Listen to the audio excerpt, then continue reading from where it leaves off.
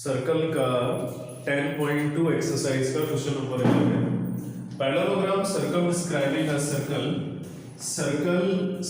Parallelogram circumscribing. तो parallelogram को बाहर सर्कमस्क्राइब कर दिया है। तो ये बोला है कि जो पैरेललोग्राम सर्कमस्क्राइब जब भी किया जाता है सर्कल के लिए तो वो रोम्बस बनाता है। तो हमें रोम्बस प्रूफ करना है। ये पैरेललोग्राम ऑलरेडी पता है। सॉल्यूशन देखते हैं। अब कुछ पॉइंट्स कुछ कंडीशन हमें वैसे ही पता है। इस तरह का हम लोग एक क्वेश्चन कर चुके हैं, ठीक है। AS is equal to AP के इक्वल है, टेंजेंट फ्रॉम A, और वैसे ही AS AP के इक्वल है तो DS DR के इक्वल है, जिसमें टेंजेंट D से ड्रॉ किया है, टेंजेंट्स फ्रॉम D। थर्ड, इसके बाद हम ले लेते हैं BQ is equal to BP, और ये टेंजेंट है, टेंजेंट फ्रॉम B। और फोर्थ हमने ले लिया BQ, और फोर्थ ले लिया CQ is equal to CR, यानी टेंजेंट फ्रॉम C। इसके बाद ये जो इक्वेशन बनी है सबको ऐड कर लेते हैं। इक्वेशन 1 + 2 + 3 + 4 सबको ऐड कर लिया। First, second, third and fourth सारे इक्वेशन को ऐड कर लेते हैं। AS और DS इनको एक साथ रखा क्योंकि हमें इससे कुछ रिजल्ट मिलेगा, और BQ और CQ को एक साथ लिख लिया, ठीक है। इसको भी ऐड करेंगे तो साइड मिलेगी। ऐसे ही AP और BP को ऐड कर लिया तो AP + BP ऐड किया, और सेम टाइप से DR और CR को ऐड कर लिया, DR + CR, ठीक है। उससे भी एक रिजल्ट मिलेगा। तो AS और DS को जब ऐड करेंगे तो AD मिलेगा, और BQ और CQ को जब ऐड करेंगे तो BC मिलेगा। सेम टाइप से AP और BP को ऐड करेंगे तो AB मिलेगा, और DR और CR को ऐड करेंगे तो CD मिलेगा, ठीक है। इतनी बात समझ में आ गई होगी। हमें कुछ चीजें गिवन है। इसमें गिवन क्या है कि पैरेललोग्राम है, तो पैरेललोग्राम में इसका मतलब ऑपोजिट साइड इक्वल है, मतलब AD BC के इक्वल है गिवन, और AD BC के इक्वल है, और दूसरा AB CD के इक्वल है, ठीक है। इतना हमें पता है। अगर रोम्बस प्रूफ करना होगा तो रोम्बस की तो सारी साइड इक्वल होती है। अगर हम सारी साइड को इक्वल प्रूफ कर दें तो पैरेलल को रोम्बस प्रूफ हो जाएगा। AD के प्लेस पे हम पुट कर सकते हैं इसमें BC को BC रहने देते हैं, AB, और CD को हम लिख सकते हैं AB। तो BC और BC मिलके होगा ट्वाइस ऑफ BC, और AB और AB ट्वाइस AB। ये कैंसिल हो गया, then BC is equal to A, यानी एडजेसेंट साइड इक्वल आ गई है। AB BC के इक्वल आ गया है, और AB अगर BC के इक्वल है तो BC किसके इक्वल है? AD के इक्वल है। AB किसके इक्वल है? CD के इक्वल है। सारी साइड अगर इक्वल है तो इसका मतलब जो ये क्वाड्रिलेटरल ABCD है वो क्या है? पैरेलल रोम्बस है। तो ये प्रूफ हो गया रोम्बस ABCD। मुझे लग रहा है ये समझ में आ गया होगा। Next question number 12, triangle ABC is drawn to circumscribe a circle, ठीक है। तो एक ट्राइंगल है, ट्राइंगल एरिया जिसमें एक सर्कल को सर्कमस्क्राइब किया है, तो ये सर्कमस्क्राइब कर दिया ABC ट्राइंगल। इसके बाद देखते हैं इसका रेडियस 4 सेंटीमीटर दिया है, तो ये रेडियस है 4 सेंटीमीटर हो गया। O पॉइंट दे दिया, such that the segment BD and DC into which BC is divided, BC को डिवाइड करता है BD और DC, ठीक है।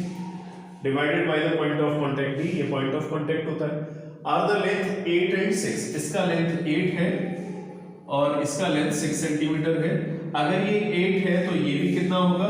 8 होगा, because tangent draw from the exterior point are equal in length. तो इसको हम E पॉइंट दे देते हैं और इसको F दे देते हैं। अगर ये 6 है तो यही सेम प्रोसेस होगा, एक्सटीरियर पॉइंट से लेंथ इक्वल होती है। ये पता नहीं है तो अपनी तरफ से एज्यूम कर लेते हैं x, ठीक।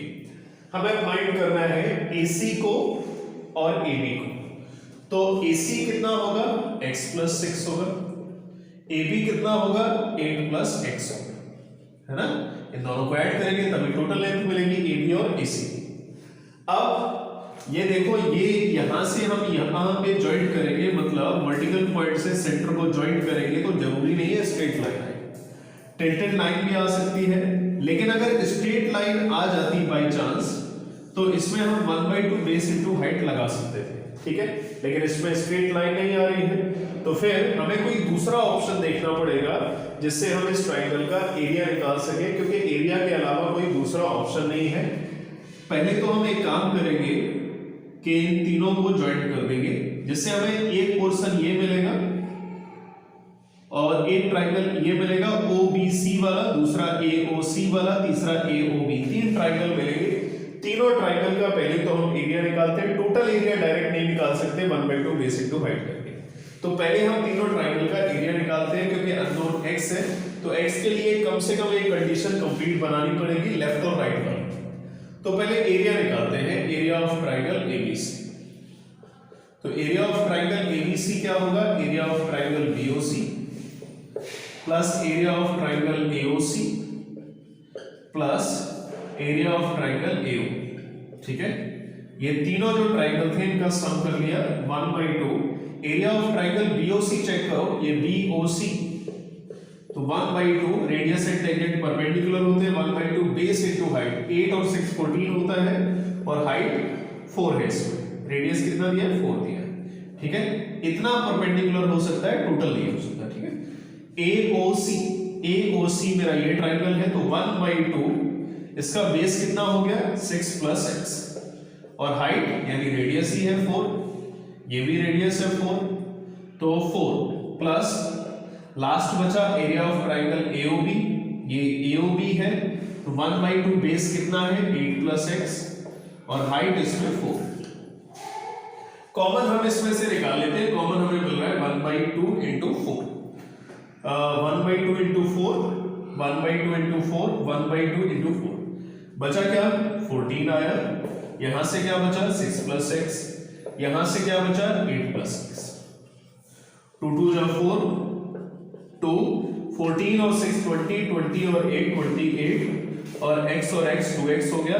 जब हम इसको और सॉल्व करेंगे तो 2 और कॉमन दिखाई देगा, 4 और 2 कॉमन निकालिए तो 14 आ गया, 14 प्लस x, ठीक है।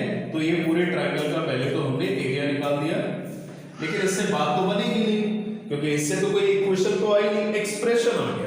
हमें तो इक्वेशन चाहिए, मतलब left is equal to right चाहिए, तभी हम ट्रांसपोजिशन वगैरह करके जो अननोन x होगा उसकी वैल्यू निकाल सके। तो इसके लिए एक और ट्रायंगल में, मतलब एक और दूसरा कॉन्सेप्ट लगाएंगे इसी ट्रायंगल में। तो इसके लिए हम सबसे पहले s निकालते हैं, यानी सेमी पेरीमीटर।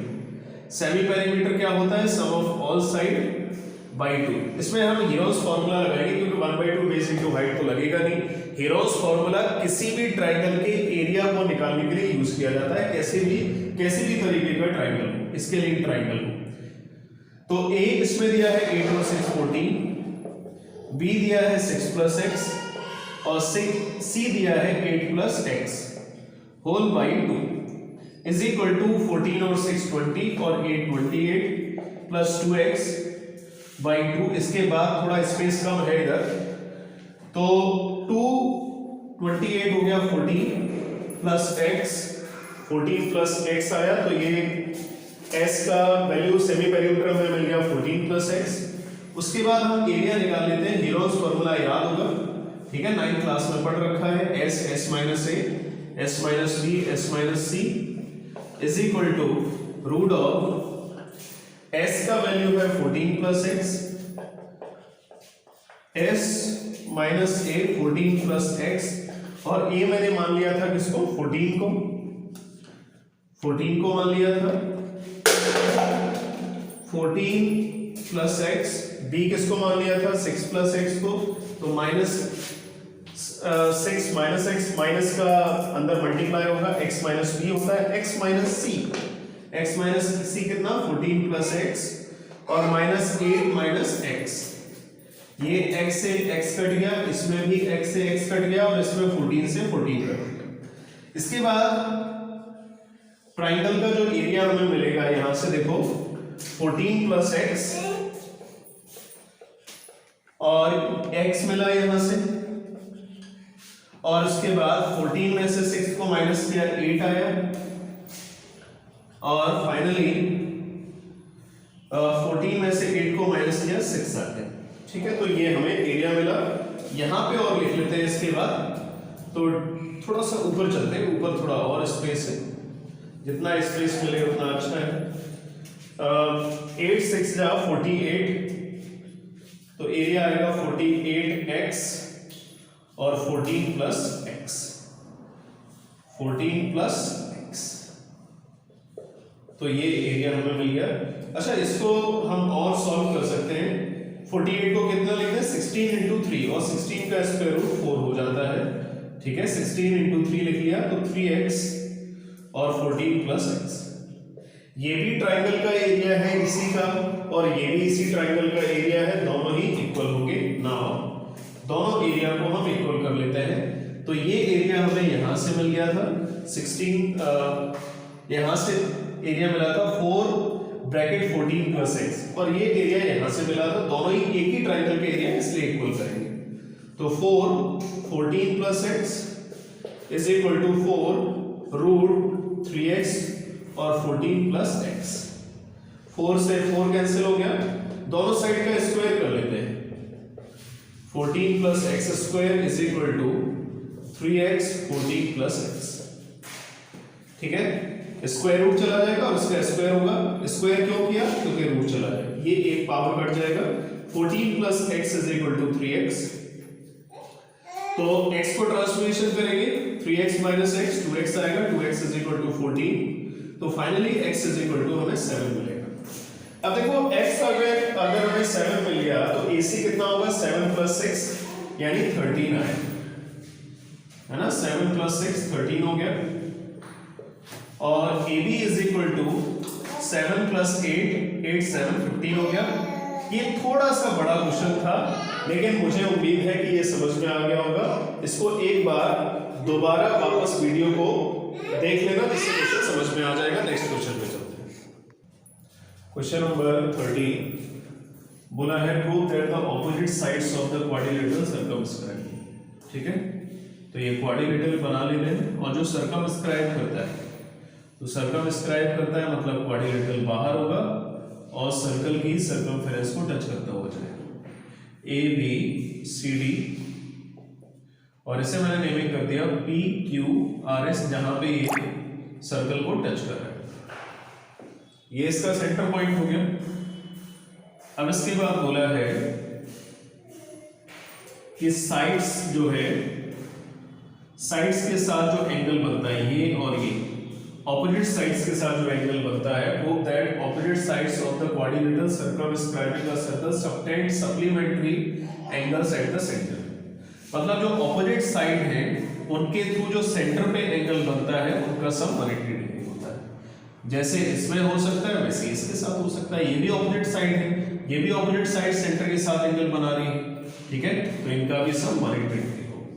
तो हमें प्रूफ क्या करना है? Prove that angle AOB plus angle COD is equal to 180 degree. या तो ये प्रूफ करना है, या दूसरा हमें प्रूफ करना है angle AOD plus angle BOC is equal to 180 degree.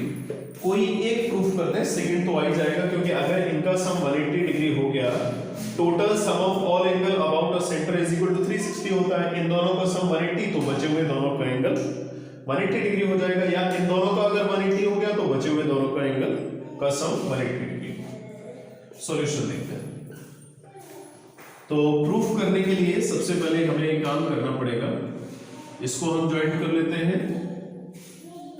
ठीक है, उसके बाद इसको ज्वाइंट कर लेते हैं और इसको ज्वाइंट कर लेते हैं। ठीक है, सबको ज्वाइंट कर ही लेते हैं। इसको भी ज्वाइंट कर लिया। अब थोड़ा ध्यान देते हैं, ये 1 हो गया, ये 2 है, ये 3 है, ये 4 है, ये 5 हो गया, ये 6 है, ये 7 है और ये 8 है। मतलब सेंटर के अबाउट जितने भी एंगल हैं उन सबकी नेमिंग कर दी। अब मुझे बताओ कि ये दोनों ट्राइंगल आपस में पेयर ऑफ ट्राइंगल कॉन्ग्रुएंट है। ऐसा एक क्वेश्चन किया है पीछे। ठीक है, ये पेयर ऑफ ट्राइंगल कॉन्ग्रुएंट है। पहले हम एक निकाल के दिखा देते हैं। तो सबसे पहले ट्राइंगल एरिया मैंने ORC ये याद रखना सेंटर O है, तो ORC लिया ट्राइंगल और OQC ट्राइंगल ले लिया, इन दोनों ट्राइंगल में ORC OQC, ठीक है। तो OR is equal to OQ, ये दोनों रेडियस होगी। उसके बाद RC is equal to QC, ये टेंजेंट्स फ्रॉम C हो गया। थर्ड बोला है OC is equal to OC, ये कॉमन साइड होगी। इसके बाद triangle area, triangle ORC congruent to the triangle OQC, ये किससे सिमिलरिटी हमें मिल गई? Bye SSS similarity. सिमिलैरिटी मैं लिख देता हूं, पूरा लिख देता हूं, सिमिलैरिटी। तो बाई CPCT हमें यहां से क्या मिलेगा? बाई CPCT इन दोनों ट्राइंगल में कॉन्ग्रुएंसी निकाला है 1 इज इक्वल टू 2। वैसे इन दोनों में कॉन्ग्रुएंसी निकालोगे जिससे 3 इज इक्वल टू 4 मिलेगा। इन दोनों में एडजेसेंट ट्राइंगल में कॉन्ग्रुएंसी निकालोगे 5 इज इक्वल टू 6 मिलेगा। एडजेसेंट में निकालोगे 7 इज इक्वल टू 8 मिलेगा। और इसी टाइप से हमें क्या मिलेगा? 1 2 के इक्वल है तो 3 4 के इक्वल है ना, 5 6 के इक्वल है और 7 8 के इक्वल है, ठीक है। इतना हमें एक ही कॉन्ग्रुएंसी निकाल देना। अगर बार बार सेम टाइप की कॉन्ग्रुएंसी निकले तो एक बार निकाल के सिमिलरली करके लिख दो। एक लेकिन हमें एक बात पता है, we know that sum of all angle about a point is equal to 360 degree. So angle 1 plus angle 2 plus angle 3 plus angle 4 plus angle 5 plus angle 6 plus angle 7 plus angle 8 is equal to 360 degree, ठीक है। अब मुझे बताओ, हम 1 के place पे 2 लिख सकते हैं? 1 के प्लेस पे 2 लिख दिया, 2 के प्लेस पे 2 ही रखते हैं, है ना। हम ये सोच रहे हैं कि इस एंगल और इस एंगल का सम हमें 180 डिग्री दिखाना है। चाहो तो इसमें और इसमें सम 180 डिग्री दिखा सकते हो। अभी मेरा एम क्या है? 2 + 3 आ जाए और 7 और 6 आ जाए। तो 3 के प्लेस पे 3 रखते हैं क्योंकि 3 हमें चाहिए। 4 के प्लेस पे हम 3 लिख लेते हैं, प्लस 4 के प्लेस पे मैंने 3 लिख लिया। 5 के प्लेस पे हम 6 लिख लेते हैं, 6 के प्लेस पे 6 ही रखते हैं, 7 के प्लेस पे 7 ही रखते हैं और 8 के प्लेस पे 7 is equal to 360। Angle 2 double आ गया, एंगल 3 डबल आ गया, तो twice of angle 2 plus angle 3। Angle 6 double आ गया और एंगल 7 डबल आ गया, 360। एंगल 2 प्लस एंगल 3 कितना होगा? BOC plus twice of angle 6 plus angle 7 का सम कितना होगा? AOD होगा। AOD is equal to 360 degree. ये 2 और 360 में भी 2 आ रहा होगा तो 2 से सबको डिवाइड कर दिया, तो फाइनली हमें BOC प्लस एंगल थोड़ा नीचे हो गया, दिखाई दे रहा होगा मुझे लग रहा है, AOD is equal to 180 degree. तो अगर angle BOC plus angle AOD हमें 180 डिग्री मिल गया, इन दोनों का सम 180 डिग्री मिल गया, तो इनका भी तो सम 180 डिग्री मिल सकता है। तो मुझे लग रहा है ये प्रूफ समझ में आ गया होगा।